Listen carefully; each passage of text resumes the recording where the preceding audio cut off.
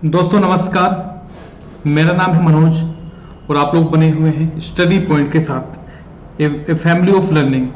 प्यारे साथियों, आज मैं आपको पढ़ाने वाला हूं वाइगोस्की का सामाजिक एवं सांस्कृतिक विकास का सिद्धांत। यहां से आपका 1 नंबर का क्वेश्चन जरूर बनता है। मात्र 10 मिनट की वीडियो रहेगी ये, और 10 मिनट की वीडियो में मैं आपको सारी चीजें क्लियर करा दूंगा। ठीक है, तो बने रहिएगा वीडियो में। सबसे पहले हम लोग बात करते हैं प्यारे साथियों, जो वाइगोस्की महोदय थे, इनका जन्म कब हुआ था? तो 1896 ईस्वी में इनका जन्म हुआ था और ये सोवियत संघ के थे, यानी कि रूस के मनोवैज्ञानिक थे। कहाँ के? रूस के मनोवैज्ञानिक थे। ठीक है, अब देखिए मैं बात कर रहा हूं कि सामाजिक एवं सांस्कृतिक विकास की। तो इन्होंने क्या कहा था, मैं लिख देता हूं थोड़ा सा आगे, क्योंकि मैं जब तक आपको चीजें क्लियर करता हुआ नहीं चलूंगा तब तक आपको क्लियर नहीं हो पाएंगी। देखिए वाइगोस्की क्या कहते हैं, तो वाइगोस्की ने कहा था कि जो बालक होता है, बालक के संज्ञानात्मक में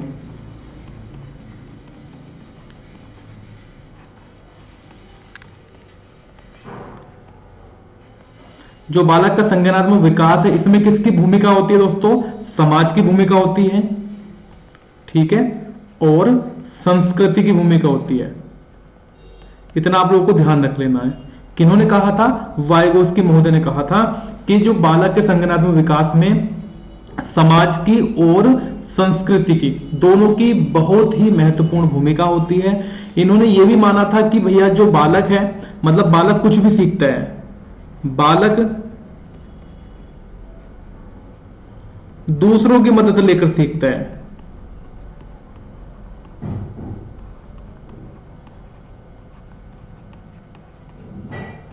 कहां से सीखता है? दूसरों की मदद से सीखता है गाइज, बालक जो होता है। बिल्कुल सिंपल लैंग्वेज में मैं आपको समझाता हुआ चल रहा हूं डियर। ठीक है, मतलब, और इन्होंने कहा था कि जो सबसे ज्यादा विकास होता है बालकों में, सबसे ज्यादा विकास कहां पर होता है? तो ये होता है खेल के मैदान में।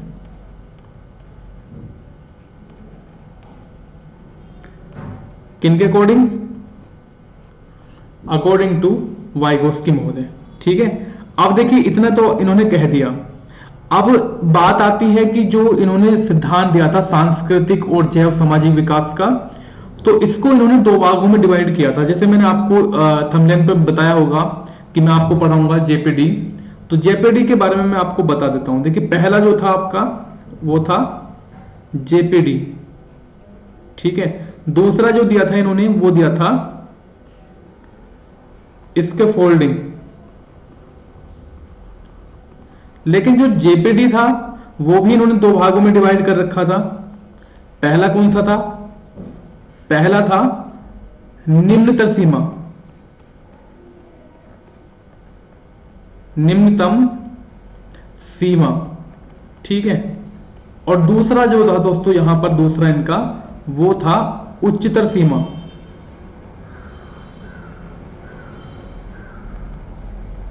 ये क्या होता है दोनों को मैं डिफाइन कर देता हूं आपको।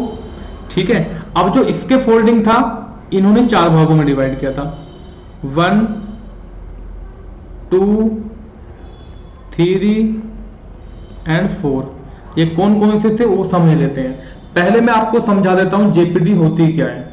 नंबर 1 हेडिंग डालेंगे आप लोग, अगर डालना चाहते हैं, अगर आप लोग लिखना चाहते हैं तो लिख सकते हैं। नंबर 1 देखिएगा जेपीडी। देखिए जेपीडी का मतलब होता है zone of proximal development, zone of proximal development. इसको दोस्तों हम लोग क्या बोलते हैं, हिंदी की अगर मैं बात करूंगा, इसको बोलते हैं हम लोग निकटतम विकास का सिद्धांत।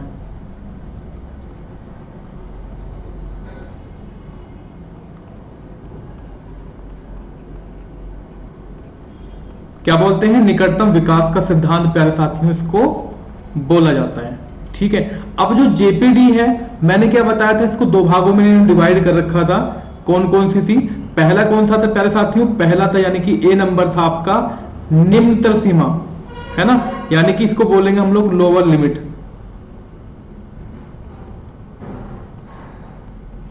निम्नतम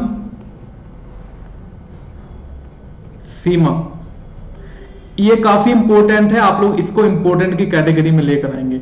निम्नतम सीमा में क्या होता है मेरे प्यारे साथियों, इसमें क्या है, मतलब ये बालक का जो होता है व्यक्तिगत स्तर होता है, ये बालक का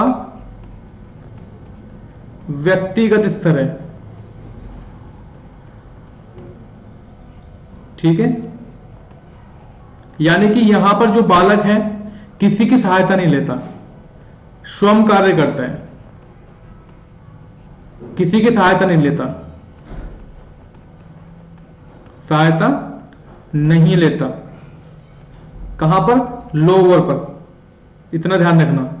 अब देखिए बात आती है हायर की, यानी कि दूसरा जो, यानी कि बी नंबर जो है आपका, हायर की बात करूंगा, हायर लिमिट, हिंदी में लिखना चाहते हैं तो आप लोग लिख लेना इसको, उच्चतर सीमा।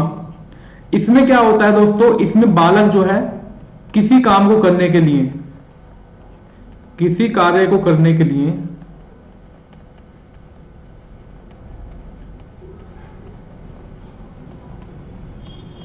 बाहर की मदद लेनी पड़ती है, यानी कि बाहरी मदद।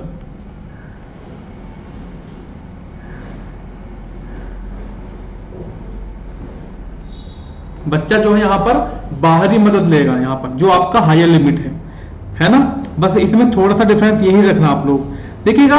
अगर मैं आप लोगों को दोनों में डिफरेंस की बात करूंगा कि निम्न वाला और उच्च वाला, दोनों में हम लोग बस इतना सा डिफरेंस रखेंगे डियर, हैशटैग लगाकर आप लोग लिख सकते हैं कि जो बाहरी व्यक्ति होता है, यानी कि जो बाहरी मदद लेता है, बाहरी मदद से सीखा गया,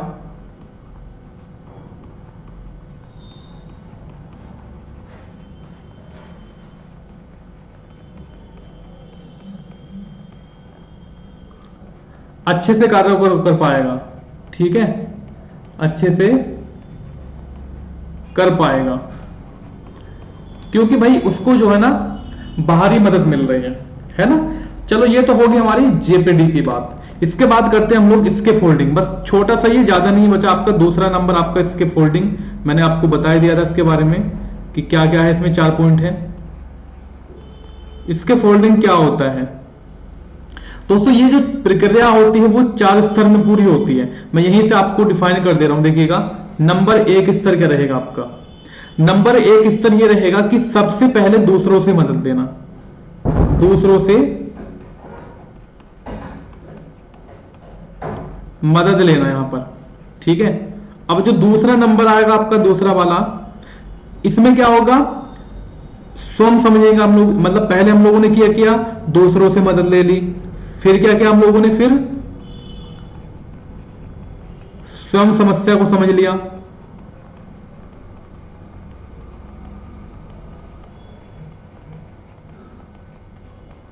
ठीक है।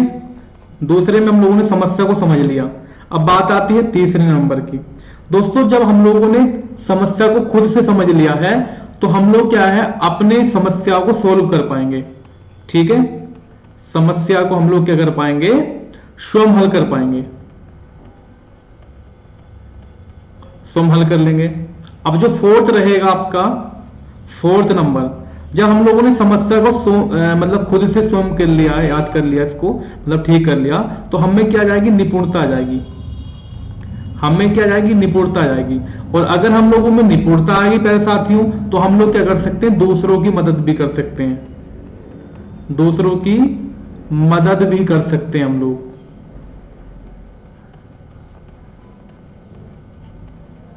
तो ये आपका जो वाइगोस्की महोदय थे, वाइगोस्की का सामाजिक एवं सांस्कृतिक विकास का सिद्धांत था।